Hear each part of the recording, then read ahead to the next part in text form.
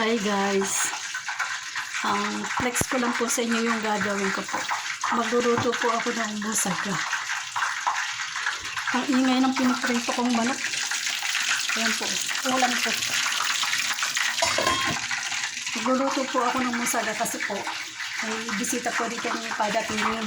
Hindi ko po alam. Dito po sila kakain ng gada. Ayan po siya. Sasalansan ko po siya ng ganito. Tapos po, lalagay ko po sa ibabaw yung kamatis, tsaka po lara, tsaka po kuspara. Saka ko po siya lalagyan ng sauce. Ito po siya.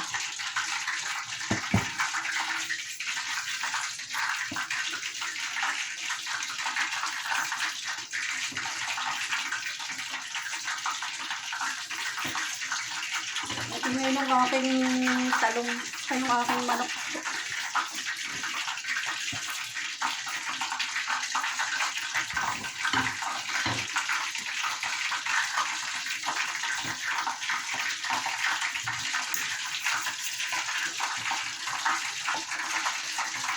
Ganyan po siya.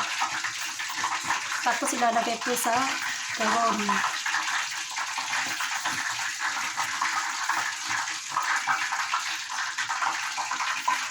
Salamat po and God bless po sa ating lahat.